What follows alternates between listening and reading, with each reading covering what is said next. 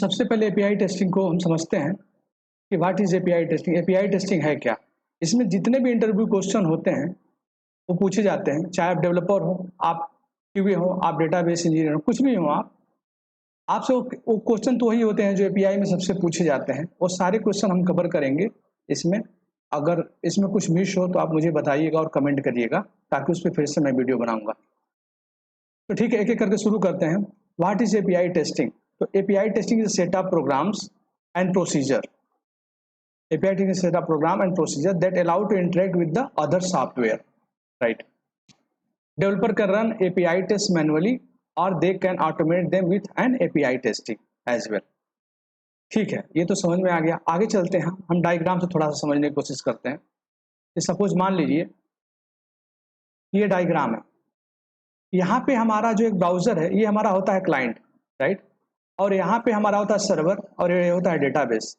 तो इंटरनेट के हेल्प से जब हम कोई भी रिक्वेस्ट अपने ब्राउजर से हम सर्वर पे भेजते हैं तो एपीआई के थ्रू ही भेजते हैं। यानी एपीआई एक तरीके से क्या हो गया, मीडिएटर हो गया इसके बीच में, ब्राउजर के बीच में और सर्वर के बीच में। और दूसरा मीडिएटर एक तरफ से ये भी होता है कि यहाँ पे ये क्या नाम है कि सर्वर जो है डेटाबेस से इंटरेक्ट करता है, तो यहाँ भी एपीआई का ही काम होता है। यहाँ भी आपकी एपीआई ही रहती है, एक तरीके से समझ लीजिए कि यहाँ पे भी आपकी एपीआई होती है। यानी कहने का मतलब ये है कि एपीआई का काम दोनों तरफ से होता है आपका। एक तो एपीआई का काम यहाँ पे भी होता है कि जो आपको ब्राउजर से आपका रिक्वेस्ट जो होता है सर्वर पे ले आती है, और सर्वर पे ले आने के बाद वहाँ से रिक्वेस्ट जो है डेटाबेस से आपके इन्फॉर्मेशन को मैच करती है और वो मिलता है तो अगेन आपको सर्वर जो डेटाबेस से लेके आके आपके ब्राउजर पे डिस्प्ले करता है। अच्छा, ये तो इस ऐसे समझ ली हो गया। कुछ पॉइंट और भी है, देखते हैं। API the communication between client and server, बिल्कुल सही बात है। देखिए मान लीजिए कि एपीआई क्या कर रहा है, कम्युनिकेशन कर रहा है सर्वर और क्लाइंट के बीच में। ब्राउजर जो आपका सिस्टम है, जो आपकी मोबाइल है, आपका लैपटॉप है, जो सिस्टम है आप है जिस पे आप खोलते हैं गूगल से कोई भी लिंक खोलते हैं, कुछ भी डेटा खोलते हैं, तो आपका क्लाइंट हो गया। और सर्वर जो आपको रिक्वेस्ट लेके आता है। दूसरा क्या कहता है, दूसरी चीज कहती है कि API acquire the request from client and send over to the server, right? यानी कि क्या करती है कि एपीआई क्या करती है कि जो रिक्वेस्ट होती है वो क्लाइंट से लेती है और यह सर्वर तक लेके जाती है। उसके बाद नेक्स्ट क्वेश्चन हम समझते हैं। API is the mediator between client and server, बिल्कुल सही है। एपीआई जो होती है मीडिएटर होती है क्लाइंट और सर्वर के बीच में। अब देखिए क्या फोर्थ पॉइंट क्या है, API get the response from the database and send over the server. अभी मैंने बताया आपको कि यहाँ पे एपीआई क्या करती है कि ये अपना जो है डेटाबेस है, राइट?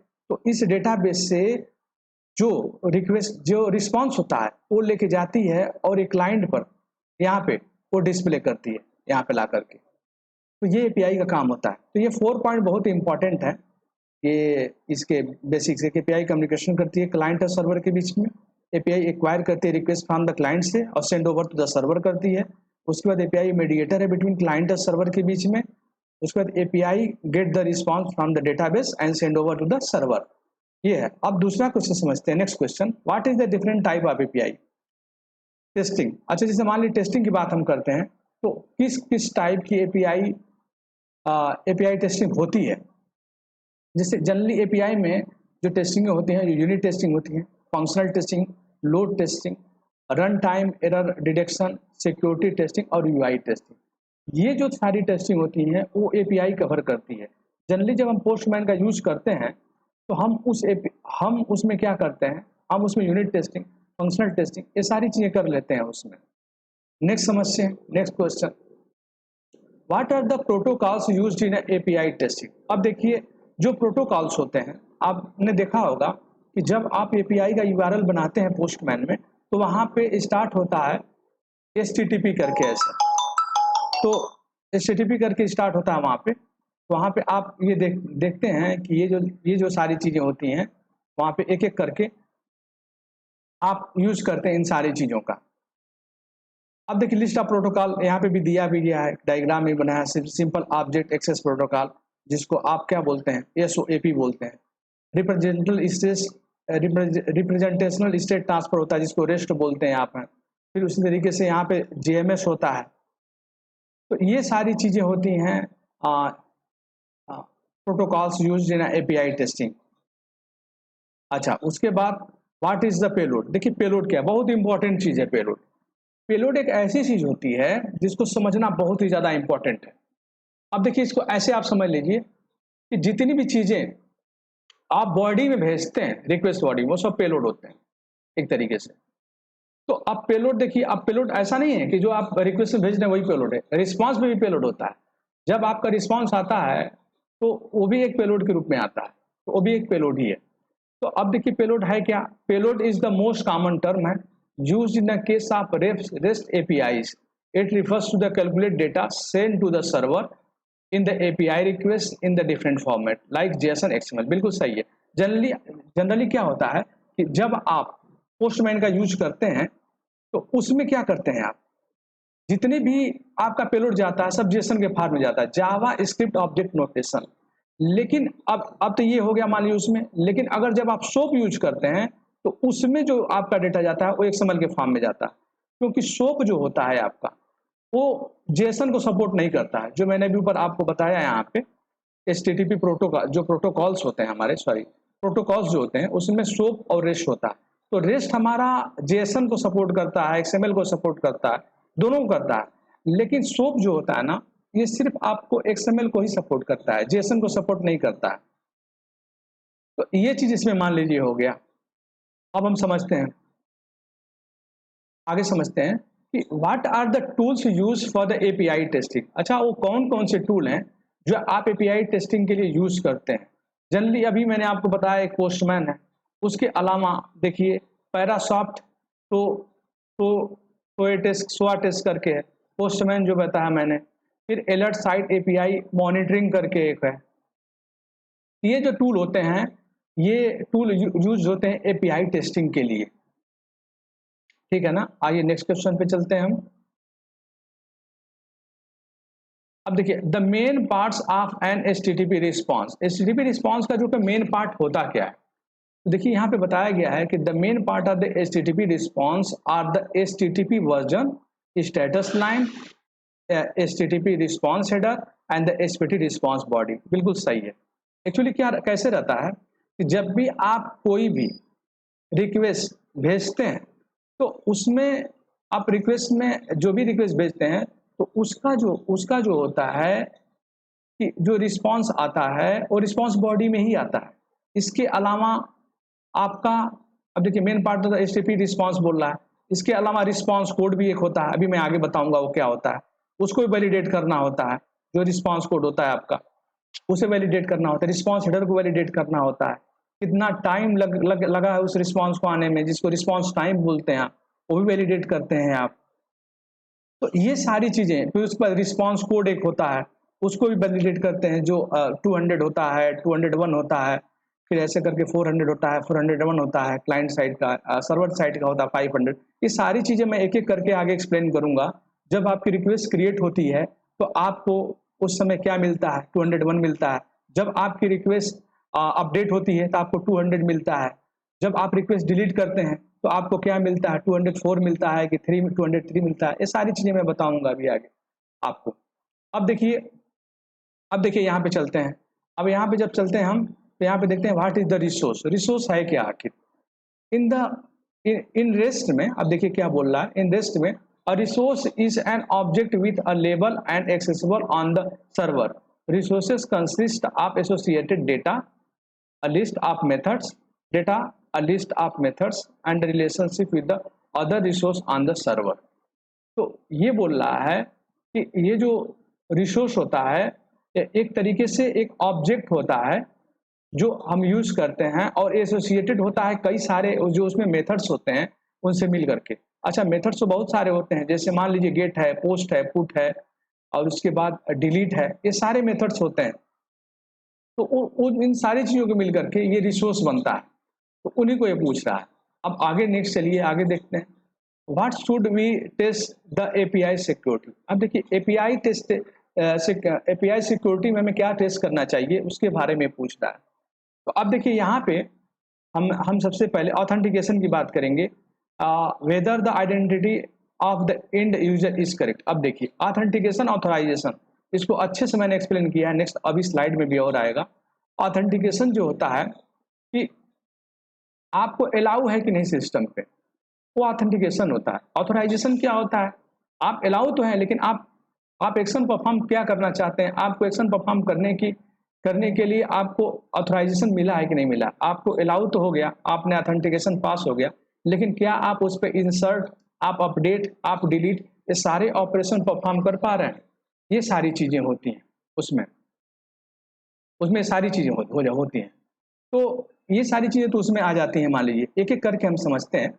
मान लीजिए ऑथेंटिकेशन जिसे मान लीजिए यहाँ पे दिया है, तो यहाँ पे देखिए whether the identity of the end user is correct. Identity and user की करेक्ट है कि नहीं है, इसका मतलब है ऑथेंटिकेशन, वो यूजर अलाउ है कि नहीं उस चीज़ के लिए। Authorization, whether the user is allowed to access to the resource है कि नहीं, ये तो ऑथोराइजेशन हो गया। अब देखिए अब नेक्स्ट क्या है, what is the most use template for the API documentation. अब देखिए जनरली क्या होता है कि जब आप टेस्टिंग करते हैं, सपोज आप टेस्टिंग करते हैं या फिर आप डेवलपमेंट कर रहे हैं, तो डेवलपर क्या करता है, डेवलपर ये सारी चीज़ों को एक कलेक्शन में बना के रखता है। कलेक्शन क्या है, कलेक्शन एक ऑर्गेनाइज मैनर है आपका, एक ऑर्गेनाइज वे में कलेक्शन में आप सारी चीज़ों को, जितने भी आपके डेटा होते हैं उसको आप रखते हैं, जितने भी रिक्वेस्ट होती हैं, रिक्वेस्ट का एक ऑर्गेनाइज मैनर होता है कलेक्शन। तो what is the most use template for the API documentation. बहुत सी सारी कंपनियां स्वेगर यूज करती हैं, क्योंकि स्वेगर बहुत पहले आया था। फिर उसके बाद देखिए मायर डॉट है, स्लाइट है, फ्लाइट डॉक्यूमेंट है, ये सब सारी चीज़ें नहीं आई हैं, ये तो स्वेगर का ही नॉलेज है वैसे। तो अब डेवलपर यहाँ पे क्या करता है कि जो आपका कलेक्शन होता है वो टेस्टिंग टीम को दे देता है। तो टेस्टिंग टीम क्या करती है कि स्प्रिंट वाइज जैसे जैसे कलेक्शन आता है, उस कलेक्शन को जो है अपने हिसाब से टेस्ट करती है, और जो भी पिछले बग होते हैं उनको सॉल्व करती है वहाँ पे, और नए बग को जो है फिर से लॉग करती है। तो फिर जैसे नया बग लॉग होता है तो दूसरे कलेक्शन में फिर डेवलपमेंट टीम देती है हमें। तो ऐसे होता है। तो डेवलपमेंट टीम का काम होता है बग को सॉल्व करके नए नए कलेक्शन बना करके स्प्रिंट के बाद टेस्टिंग टीम को देना, और टेस्टिंग टीम का काम होता है कि नए नए कलेक्शन को इंपोर्ट करके पोस्टमैन पे या किसी और टेस्टिंग टूल पे उसको एपीआई को वैलिडेट करके देखना कि क्या उसका बग जो है सही है या नहीं है। तो फिर ये हो गया आपका। अब आगे देखिए चलते हैं, what are the SOAP web services. देखिए सोप का जो बात है ना, सोप मेनली यूज तो जो है वैसे एक्सएमएल के लिए किया जाता है, और सोप बैंकिंग एप्लीकेशनों के लिए बहुत स्ट्रांग माना जाता है, सिक्योर माना जाता है। तो बैंकिंग जो एप्लीकेशन होते हैं ज़्यादातर सोप पे ही बनते हैं। तो सोप का मतलब होता है simple object access protocol is the defined in the XML. देखिए प्रोटोकॉल एक्सएमएल के लिए यूज होता है, जेसन के लिए, जावा स्क्रिप्ट ऑब्जेक्ट नोटेशन के लिए यूज नहीं होता है, जैसा मैंने बताया था आपको। SOAP is the also known as the developing and designing web services and also enable the communication between the applications developed on different platform by using different programming language on the internet। Same चीज वही है जो मैंने आपको बताया। अब देखिए अब आगे चलिए, what needs to be verified in API testing. देखिए एपीआई टेस्टिंग में नीड क्या होता है वेरीफाई करने के लिए, तो उसमें देखिए सिंपल सा क्वेश्चन होता है। आप डेवलपर हैं, आप टेस्टर हैं, कुछ भी हैं, आपको सिंपल ये बोलना है कि एपीआई टेस्टिंग में सबसे पहले हम रिस्पॉन्स बॉडी वेरीफाई करते हैं। रिस्पॉन्स बॉडी के साथ जो हमारा डेटा आ रहा है कि हमारा रिस्पॉन्स मैसेज में क्या आ रहा है, रिस्पॉन्स कोड क्या आ रहा है, रिस्पॉन्स टाइम क्या आ रहा है, ये सारे की पॉइंट होते हैं वैलिडेट करने के लिए। इसके अलावा और भी चीज़ें इसमें देखेंगे, लेकिन जो की पॉइंट में यही चीज़ें, सारे हेडर हो गया आपका, फिर आपका क्वेरी पैरम हो गया, पाथ पैरम हो गया, वो जो बन के आते हैं, और उसके अलावा जो होता है आपका रिस्पॉन्स कोड हो गया, रिस्पॉन्स टाइम हो गया, रिस्पॉन्स मैसेज हो गया, जो रिस्पॉन्स बॉडी के अंदर, ये सारी चीज़ें सबसे इंपॉर्टेंट होती हैं। अब देखिए यहाँ पे क्या लिख रहा है, what needs to be verified in API testing, data accuracy of the actual response with the expected response. HTTP status code देखिए दे दिया है यहाँ पे, उसके बाद रिस्पॉन्स टाइम भी देखिए दे दिया है, error code if the API are expected to throw an error दे दिया है, ऑथराइजेशन डिटेल दिया, ऑथेंटिकेशन दिया है। अब देखिए ऑथराइजेशन ऑथेंटिकेशन जो मैंने बताया था कि what to do and what to not do, क्या आपको करना है, और करने के बाद अगर आपको ऑथराइजेशन दिया जाता है तो क्या आप एक्शन परफॉर्म कर पा रहे हैं कि नहीं कर पा रहे हो, ऑथेंटिकेशन। अब देखिए ये चीज़ें इसमें हैं। आगे चलते हैं, what is the rest API. अब देखिए रेस्ट एपीआई क्या है, रिप्रेजेंटेशनल स्टेट ट्रांसफर जो होता है। अब ये क्या करता है रेस्ट एपीआई कि आपका जावास्क्रिप्ट ऑब्जेक्ट नोटेशन को सपोर्ट करता है, एक्सएमएल को भी सपोर्ट करता है। तो अब देखिए यहाँ पे लिखा है an API is an application programming interface which is software to software interact that allows otherwise separate application to interact and share data in REST API. All data is treated as a resource, each one represented by a unique form that is called the uh, resource uniform resource identifier, URI, that is called the URI. तो ये complete जो है आपका, ये पूरी चीजें ये जो है रेस्ट के अंदर ही आती हैं। अब आगे देखिए, what do you mean by restful web services. अब रेस्टफुल वेब सर्विसेज का मतलब क्या है उसको समझते हैं। यहाँ पे REST API is also known as RESTful Web Services that is follows the REST architecture। सही बात है। अब उसके बाद समझते हैं CRUD का ऑपरेशन। देखिए क्या होता है। CRUD का मतलब होता है कि जो ऑपरेशन आप करते हैं, जनरली आप क्या करते हैं, क्रिएट करते हैं रिसोर्स को पोस्ट मेथड के थ्रू जब आप रिक्वेस्ट को क्रिएट करते हैं तो उस समय 201 रिस्पॉन्स कोड आता है, जो कि आप जानते हैं, नेक्स्ट आगे एक्सप्लेन करूंगा। फिर उसके बाद रीड कर अपडेट करते हैं और रीड करते हैं। उसके बाद रीड करते हैं आप उसके थ्रू, क्या नाम है कि गेट के थ्रू अपडेट करते हैं, अपडेट पुट के साथ करते हैं, और डिलीट कमांड डिलीट के साथ करते हैं। तो ये सारी चीजें होती हैं। अब उसके बाद देखिए क्या है, व्हाट इज द ऑथेंटिकेशन। बहुत इंपॉर्टेंट है। Authentication allow you to log in the application. Simple, who are you, आप क्या हैं, पहले ये बताइए, ये आपका ऑथेंटिकेशन है। And what to do on the application, ये आपका ऑथोराइजेशन है। हर बार इंटरव्यू में क्वेश्चन यहाँ से आता है, what is the difference between authentication and authorization. बहुत ज्यादा इंपॉर्टेंट है ये इंटरव्यू के लिए। Authentication allow you to log in the application and it is the process of providing who are you, like that. उसके बाद ए गिविंग 401 एरर देता। अब देखिए अगर ये गलत आप डालते हैं तो यही होता है क्लाइंट साइड एरर। जब आप देते हैं तो 401 एरर फॉर ऑथेंटिकेशन फेल करके देता है ये आपके सिस्टम में, जब आप पोस्टमैन से वैलिडेट कर रहे होते हैं एपीआई को। तो अब आगे देखिए, what is the HTTP protocol supported by the rest. बहुत अच्छा क्वेश्चन है। अब देखिए ये, अब रेस्ट जो होता है जब आप पोस्टमैन में यूज करते हैं तो रेस्ट क्या करता है, गेट को भी सपोर्ट करता है, पुट को भी करता है, पोस्ट को भी करता है, डिलीट को भी करता है, पैच को भी करता है, ऑप्शंस को भी करता है। सारे जितने भी मेथड्स हैं सारे मेथड्स को ये करता है। देखिए यहाँ पे लिखा भी है, get is the use to request data from the specified resource. Get request can be cached and bookmark. It remains the browser history and has length restriction. Post is used to send data to the server for the creation or updating the resources. Post requests are never cached on bookmark, and put replaces the current representation of the target resource with the request payload. Delete क्या करता है, delete remove the specified resource. Option क्या करता है, option is used to the describe the communication option for the target resources. And head क्या करता है, head ask for response which is identical to get request but without the response body, right।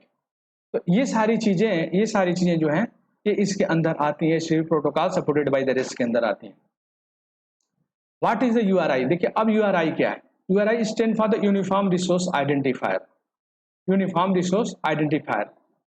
अब देखिए what is the difference between the rest and soap. Rest and soap के बीच में देखिए क्या क्या मेजर डिफरेंस है। मैंने भी आपको बताया था कि सोप जो होता है वो XML को सपोर्ट करता है, रेस्ट क्या XML को और JSON दोनों को सपोर्ट करता है। REST representative state transfer is an architecture design pattern used to develop the web services. It is a faster speed and more cacheable. Faster speed होती है उसकी तुलना में, सोप की तुलना में। Simple object access protocol SOAP होता है। It is a strict protocol used in build the API होता है, सिक्योर API होता है। जो मैंने बताया ना सिक्योर API, जो बैंकिंग, जहाँ पैसे की बात आती है ना, बैंकिंग एप्लीकेशन हो गया, जितने बड़े बड़े बैंक हैं वहाँ पे ये सोप का यूज किया जाता है क्योंकि बहुत ज़्यादा सिक्योर होता है ये। इट इज स्लोवर स्पीड में भले ही स्लो होता है, it is slower in speed and not cacheable. It is able to define the own security measure. देखिए उसकी खुद की सिक्योरिटी मेजर करता है ये। अब आगे जो है चलते हैं हम। Resource is defined as an object of a type that include the image, HTML file, text data and any type of dynamic data। अब एडवांटेज ऑफ रेस्ट देखिए क्या है, ये जो advantage of rest representation state transfer जो rest का है वो एडवांटेज क्या क्या होता है।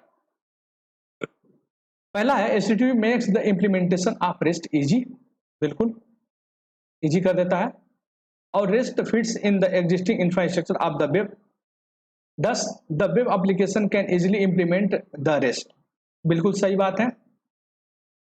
The client and server communication is stateless, thus the integration is easy to build and scalable and manageable with respect to time, बिल्कुल ये भी सही है।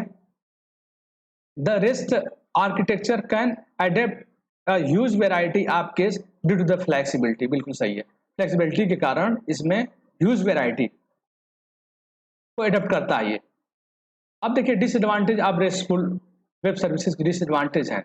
अब देखिए क्या है, पहला क्या है, RESTful web services are stateless and do not maintain session simulation responsibility as the client side does not provide a particular session ID for it। अब देखिए यहाँ पे क्या है कि सबसे बड़ा इसका रिस्क का डिसएडवांटेज तो यही है कि अब ये क्या है एक ऐसी वेब सर्विस है जो स्टेटलेस होती है और इस सेशन को मेंटेन नहीं करती है, यही सबसे बड़ा इसका डिसएडवांटेज है। REST is not able to impose the security risk, देखिए मैंने कहा ना सिक्योरिटी की जब बात आती है तो रेस्ट को नहीं यूज किया जाता है, जो सिक्योरिटी की जहाँ बात होती है वहाँ पे सोप को ही यूज किया जाता है, वही चीज़ें यहाँ पे बोला है। सिक्योरिटी रिस्ट्रिक्शन इनहेरिटेड और however inherited them to with help to implementing the protocols. अच्छा, what are the HTTP status code in their meanings. अब देखिए इतना ज़्यादा इंपॉर्टेंट है ये स्टेटस कोड कि मैं आपको क्या बताऊँ, तीन पार्ट में होता है, तीन पार्ट को समझिए। पहला पार्ट जो होता है उसको पहले समझिए, सबसे पहले आप जो पहला पार्ट होता है वो सक्सेस मैसेज का होता है, सक्सेस कोड का होता है। दूसरा क्या होता है, क्लाइंट एरर का होता है। तीसरा क्या होता है, सर्वर एरर का होता है। तो तीन पार्ट में डिवाइड होता है।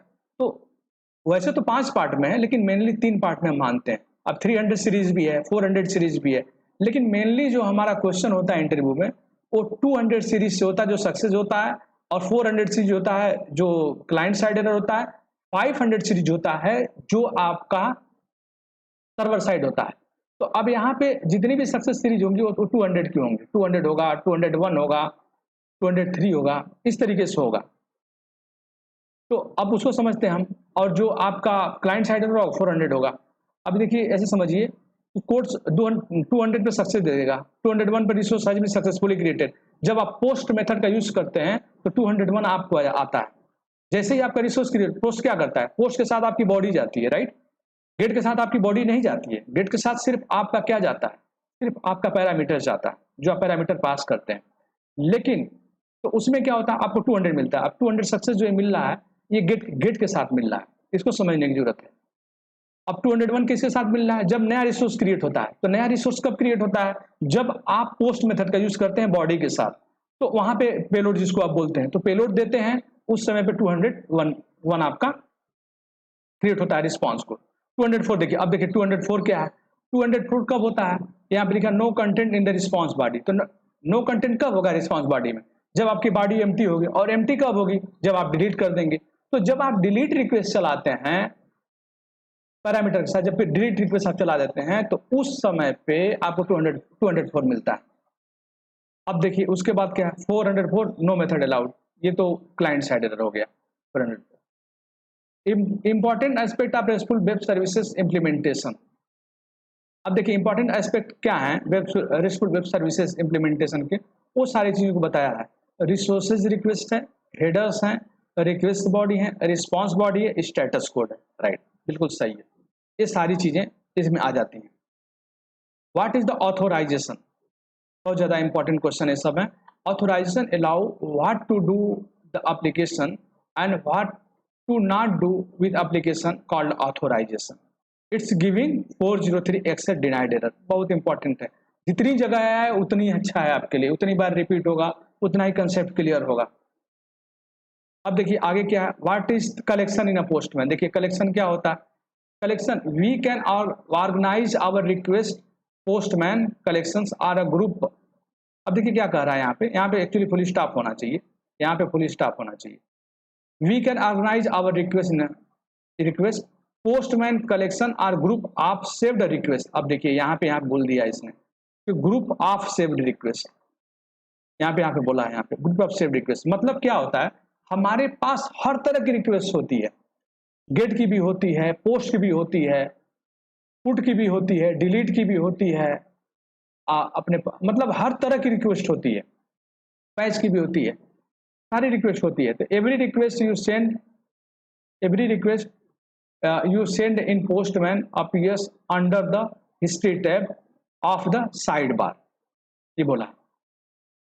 नेक्स्ट लाइन क्या बोला है, all the API request can be stored and saved with in the collection, बिल्कुल सही है। And these collections can be shared amongst the team in the postman work space, बिल्कुल सही बोला इसने कि जितने भी आपके जो कलेक्शन होते हैं वो सारे कलेक्शन पोस्टमैन वर्क स्पेस में सेव होते हैं। आगे देखिए, what is the current operation, मैंने बताया था। सी का मतलब क्रिएट मतलब जब भी आप कोई रिक्वेस्ट क्रिएट करते हैं, पोस्ट मेथड का ये जो आपका है, ये पोस्ट है, ये मेथड है आपका।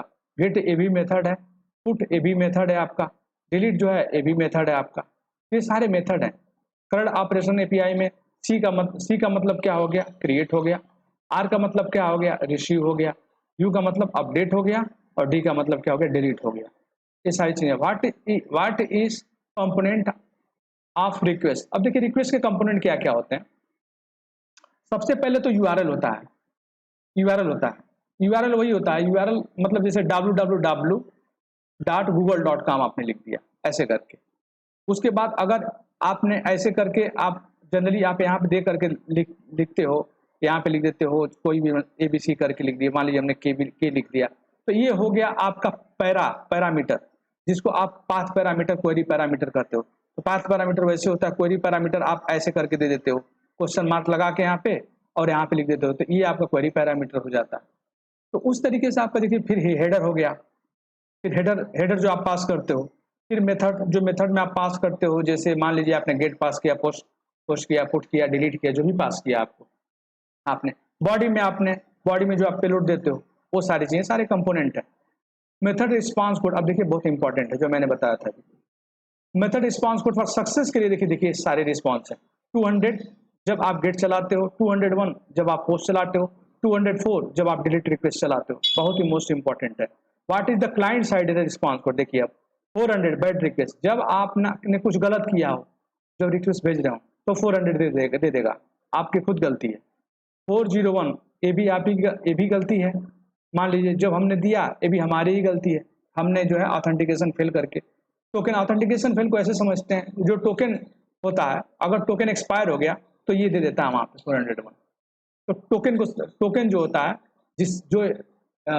आपको वैलिडेट करता है, कि आपको सिक्योरिटी प्रोवाइड करता है कि आप लॉगिन करते हो टोकन के थ्रू, बिना टोकन को आपको एक्सेस नहीं मिलता है एपीआई टेस्टिंग में। तो ये 401 उस समय पे आता है। 403 देखिए ऑथोराइजेशन फेल हो गया, ऑथेंटिकेशन तो मिला लेकिन आपको ऑपरेशन परफॉर्म नहीं करने का अधिकार है। तो 403 404 डेटा नॉट फाउंड, ये भी जो है अपने क्लाइंट अपने साइड से ही एरर होती है। 405 देखिए, जब आप कभी आप क्या करते हैं, ये बहुत इंपॉर्टेंट होता है, ज़्यादातर आता है। क्या होता है कि जब आप गेट की जगह पोस्ट यूज कर लेते हैं, मेथड नॉट अलाउड लिखता है, मेथड नॉट अलाउड, या रॉन्ग मेथड अलाउड लिखता है कभी। तो जब आप गेट की जगह पे पोस्ट करते हैं, पोस्ट की जगह पे गेट कर दिया आपने, जनरली यही होता है। तो उस समय पे क्या होता है ना, कि मेथड नॉट अलाउ करके 405 देता है। तो 405 जब भी दे आपके सिस्टम पे, तो आपको ये समझना चाहिए कि ये जो एरर है, ये अपने साइड से है, और इसमें क्या है कि जरूर हमने कुछ मेथड गलत पास कर रहे हैं। तो ये सारी चीजें हैं इसमें। उसके अलावा देखिए नेक्स्ट क्या है, व्हाट इज द सर्वर